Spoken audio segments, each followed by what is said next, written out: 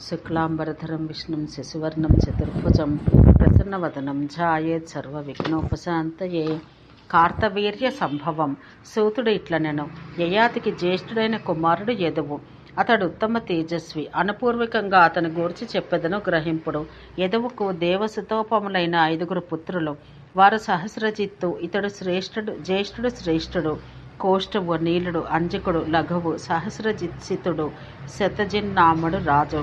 శతజిత్ తనయులు 3. వారు పరమధార్మికులు, ప్రఖ్యాతులు. వారు హయహయుడు, హయుడు, వేణుహయుడు. హయహయుని యొక్క దాయాది ధర్మనేత్రుడు అని విఖ్యాతుడు. ధర్మనేత్రునికి కుంతి, కుంతికి సంజ్ఞేయుడు, సంజ్ఞేయునికి మహిష్మాన్, పార్థివుడు పుత్రులు. మహిష్మంతునికి భద్రసేనుడు పుత్రుడు. అతడు ప్రతాపవంతుడు. అతడు కాశీరాజు. ఇంతకు పూర్వం చెప్పబడినాడు. భద్రసేనుని దాయాది దుర్మదుడు. దుర్మదుని కుమారుడు కనకుడు. ఇతడు ధీమంతుడుగా ప్రసిద్ధుడు. కనకునికి పుత్రులు నలుగురు లోక విస్తృతులు. వారు కృతవీర్యుడు, కృతాగ్ని, కృతవర్మ, కృతౌజులు. కృతవీర్యుని కుమారుడు అర్జునుడు. అతడు బాహుసహస్రంచే సప్తద్వీపేశ్వరుడైన రాజు.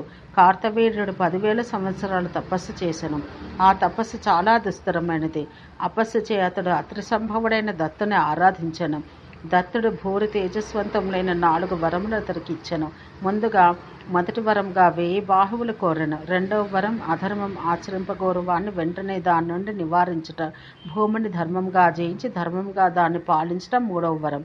ఇక 4వ వరం, నేను బహుయుద్ధంలో జయించాలి, వేలాది శత్రువులను చంపాలి, నేను యుద్ధం చేయుచుండగా నేను వధించబడాలి. ఆ వరంతో సప్తద్వీపం, సప్తపట్టణం, సప్తోదధి పరిక్షిప్తం అయిన భూమిని విధివత్తుగా క్షాత్రం వల్లనే అతడు జయించను. అతడు యుద్ధం చేయుచు యోగ బలాన సహస్రంను పొందెను. యోగేశ్వరునికి యోగం వల్ల సహస్ర బాహువులు కలిగినట్లే మాయచే అతనికి 1000 చేతులు కలుగును. అతడు సప్తద్వీపంలో ఎందు సప్తయజ్ఞ శతములను ఉనరించనని విందుము. అతని యజ్ఞములు అన్నియు మహావైభవోపేతములు. ఆ యజ్ఞములలో అన్నియు కాంచన వేదికలు, సర్వయజ్ఞ యూపములు, కాంచనయుతములు. ఆ యజ్ఞములు విమానాలలో ఆసీనులైన మహానుభావులైన దేవతలచే అలంకృతములు. గంధర్వులతో, అప్సరసులతో యజ్ఞములు నిత్యం ఉపశోభితములు. ఆ రాజర్షి యొక్క చరిత్రమును మహిమమును చూసి నారదుడు అను గంధర్వుడు అని ఆ రాజు యొక్క కీర్తిని గాథగా పాడెను. యజ్ఞముల చేకాని, దానముల చేకాని, తపస్సుల చేకాని, విక్రమం చేకాని, పాండిత్యం చేకాని మానవులు ఎవరు కార్తవీర్యుని గతిని పొందజాలరు. సప్తద్వీపాలయందు సానుచరుడై యోగం చే రాజు కనిపించెను. అతడు ధ్వని, ఖడ్గి, శరాసనుడు, రధికుడు. ఆ రాజు యొక్క ప్రభావంచే ప్రజలు ధర్మయుతంగా రక్షించబడిరి. ప్రజలకు ద్రవ్య నష్టం లేదు, క్లేశం లేదు, విభ్రమం లేదు. అతడు 85,000 సంవత్సరాలు సర్వరత్న భాజనుడై చక్రవర్తిగా ఉండెను. అతడే పశుపాలుడు, క్షేత్రపాలుడు. తన యోగశక్తిచే అతడే ఏ వర్షపు రాజు పర్జన్యుడు. జాఘాత కఠినములైన తన బాహు సహస్రములతో రాజు శరత్కాలమందలి భాస్కరుని వలె కిరణ సహస్రంతో ప్రకాశించను. 1000 ఏనుగులతో రాజు మాహిష్మతి ఎందు కర్కోట సభను జయించి తన పట్టణాన్నచ్చట నిర్మించెను. వృషత్కాలమందలి అంబుజముల వంటి నేత్రములు కలిగిన రాజు వర్షాకాలంలో సముద్ర తరంగాలను నిరోధించి సుఖోద్విగ్నుడై క్రీడించిన వాని వల్లనే కృత్రిమ ప్రావృషత్కాలంను చేరను. అతనిచే ఇటు అటు కంపించబడి తరంగములచే ముక్తమై ఆర్త సన్నాదయే శంకించబడి నర్మదా మహారాజును చేరను. పూర్వం ఒకప్పుడు రాజు భుజ సహస్రంతో సముద్రంలో ప్రవేశించి అకాలమున లేచిన మహాకల్లోల తరంగం వలె సముద్రవేలను చేసెను. సముద్రం అతని సహస్ర బాహువులచే సంక్షోభించబడగా పాతాళమందలి రాక్షసులు అందే నిశ్చేష్టులై లీనమై ఉండిరి. సహస్ర బాహువులతో క్షీర సముద్రాన్ని రాక్షసులు దేవతలు మథించినట్టు క్షోభింపచేసెను. మహావీచులయందు లీనమైన మహామీనములను ఆ రాజు చూర్ణీకృతం చేసెను. ఫేనం పైకి కిందకి కొట్లాడను. ఎన్నో సుడిగుండాలు ఏర్పడి సముద్ర కెరటాలతో దుస్సాహమయ్యను. కార్తవీర్యునిచే సముద్రం సంక్షోభంతో కూడి పూర్వం అమృతం కొరకు మందర పర్వతంతో క్షీర సముద్రాన్ని చిలికినట్లుండెను. భయంకరమైన కార్తవీర్యుని చూసి మహోరగములు భీతావహములయ్యను. ఆ పాములు తమ తలలు దించుకొని వెంటనే పారిపోయెను. మహోరగములు తలలు వంచుకొని ఉన్నప్పుడు సాయాహ్నం, కదలిక లేనప్పుడున్న కదలీఖండముల వలె ఉండెను. దృఢమైన చాపమందు నారుని అనుసంధించి 500 బాణాలను పూరించెను. తన శౌర్యం చే లంకేశుడైన రావణుని మూర్ఛ పొందజేసెను. అతన్ని యుద్ధమున జయించి వశపరుచుకొనెను. అతన్ని మాహిష్మతి నగరానికి తీసుకుని వచ్చి బంధించెను. తర్వాత పులస్త్యుడు కార్తవీర్యుని చేరి శాంతపరిచి ప్రసన్నుని చేసెను. పౌలస్సునిచే యాచించబడి ఆ రాజు పౌలస్సుని విముక్తిని చేసెను. అతని బాహు సహస్రాలు చేయగలిగిన వింటి శబ్దం యుగాంతాన పిడుగులతో దద్దరిల్ల చేసిన మేఘధ్వని వలె ఉండెను.